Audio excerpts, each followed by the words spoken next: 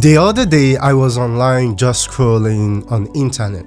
Then I saw a post that Wode Maya said something. And this post is what really got my attention. It said Africans in diaspora should start telling the Africans at home the better truth. I think there is no way he can say it more better than that.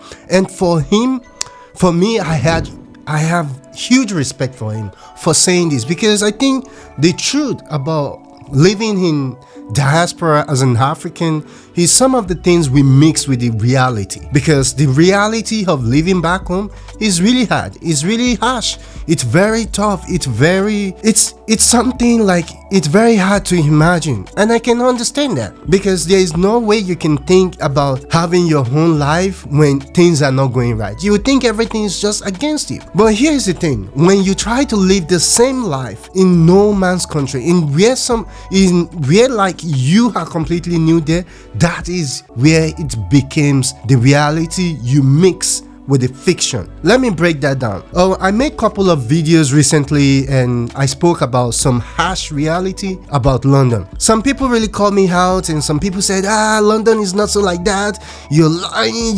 You see, it's really easy to tell someone is lying, especially if you have never lived through the experience they are telling you. But the moment you actually live those experiences yourself, then you will get to understand the harsh truth about living in diaspora. There are a couple of things I think I'm going to highlight later about this very topic, because one of my Yoruba brother I respected so much, his name is Adeshokwe, and he lives in the UK for many years and he has built a really big community over there, and amazing job he's done over the years. And he did an interview with one guy in Nigeria, and where he spoke about his life experience in diaspora. And this is my point. These three things he said for him, he wasn't aware of racism until he left home. My father came on holiday once. My father just looked at me and said, I still cannot believe a prince at home would come to be a pauper abroad. For a lot of people back home, they can't understand, because you were not in the diaspora when life was a struggle for Africans. You're not there.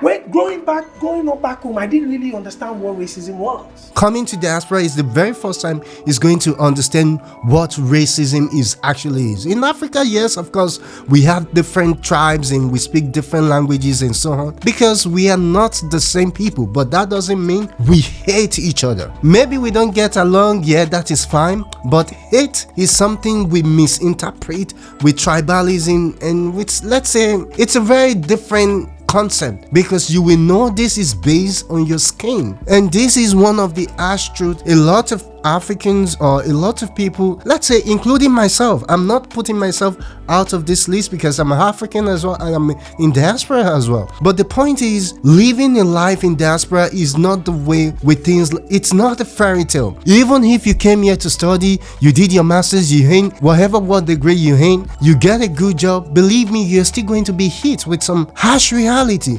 just based on your skin color. You are going to work in a company, in some company, I'm not accusing like all the company in Europe is like this. You're going to work in a company where you really deserve a huge promotion, but at the end of the day, you won't get it. You won't get it because they don't want to put you there. This one is some of the things you're going to experience, and you're going to learn it the hard way. It's going to be harsh, it's going to be brutal, but for them, they prefer, when I say them, people who owns the company, the organization you work for, they want to make sure they maintain the power dynamics to make sure it stays within their circle. So this one is one of the first things. And the second thing is the identity of a black man. And this one is one harsh reality about being African in diaspora. Identity of a black man or identity of a black woman, it comes in different ways. Okay, some people would think about it from, let's say, fetish way, and some people would think it in a fantasized way.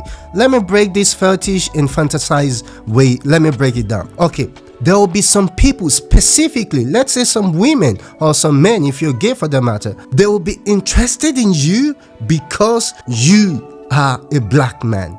not because of they like you, because you're black, that is why they like you, and that is different. And for black women also, some of them, I'm not saying all of them, they also still see it like they are exotics, and they like this way how black women look, so precious, so glamorous, and so on. But the point is, this is not to break this very point of fetish and fantasy. Well, to break it down, everything is not racism. Yes, stereotype do comes with curiosity, but not everything is race related. But however, there are some times there is a huge acknowledgement of your skin color, and that makes people want to interact with you. Sometimes maybe you get comfortable with it, you just be like, it's fine. But sometimes, you start to think about it. And this is one of, the harsh truth. And the other one I'm going to talk about is Africans in diaspora, the kids, the black women that are born by African parents. They don't even want to date a black brothers like them. They don't even want to marry them. And this is not something of made up. Black people that were born of African parents were not even ready to date us that had come from Africa.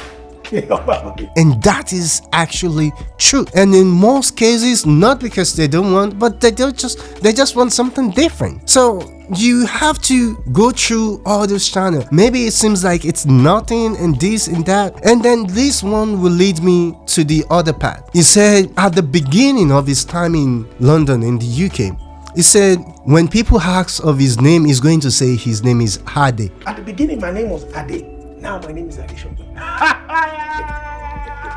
They can pronounce the full thing now.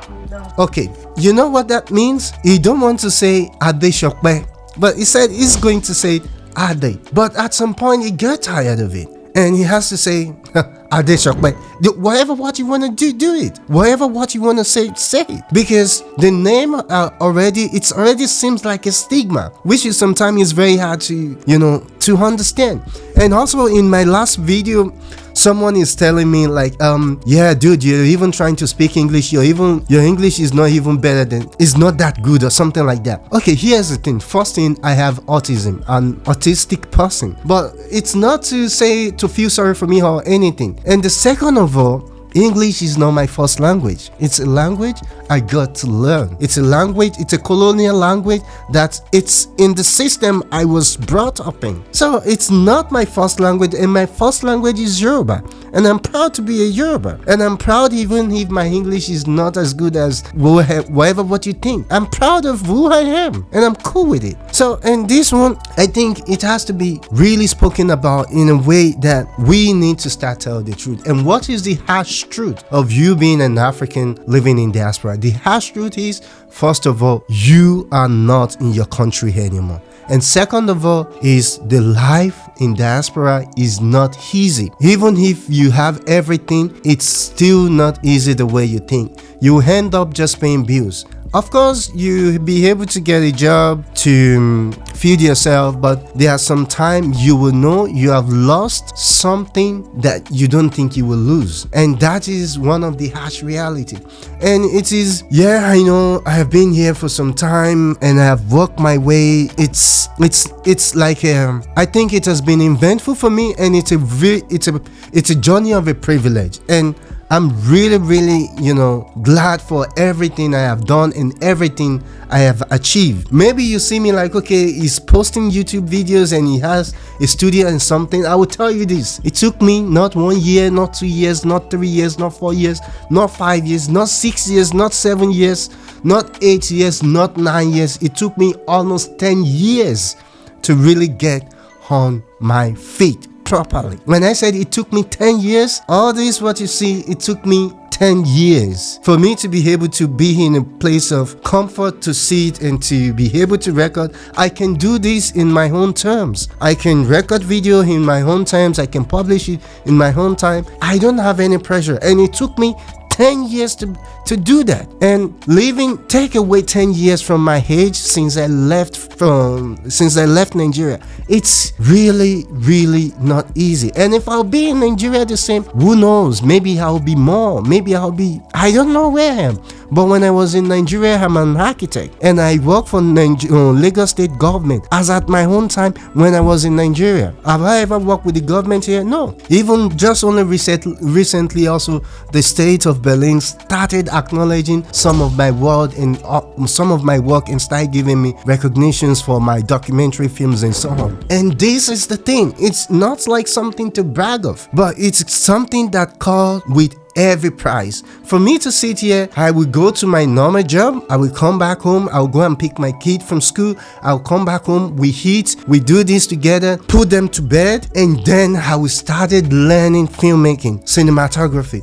I will start learning different techniques, different things for me to be able to sit today in this very seat. And for me to have all this knowledge, all these experiences I have, and it's come at every price. It's not something I was able to afford in just like, okay, I'm here, I work, I earn money. I have to take care of my kid first. Their bills have to come first, and then before my home bills, before any other thing. And it is not something you can just do like, okay, yeah, it's okay. It's not easy. And the truth is, diaspora here, it's not easy. And this is all I can say. I don't want all my video to just be like a very sad story, but it's like, you can never read any book from Stephen King and expect happy ending. But again, I will also be starting to tell some part of my triumphs here and some of the good things and some of the best things, some of the things also you can take advantage of, like if you're African planning to come to diaspora, or if you want to come to diaspora, and also some of the information you need, I will start making videos about it, because I see like, okay, it seems like somehow people start to interact. So now, yeah, I can help to provide some information that will be very useful for you. So stick around, subscribe to the channel, and then follow the videos after the other. If you have any question, drop your comment down below. I'll be glad to answer them. But until next time, I will see you in the next one. Ciao.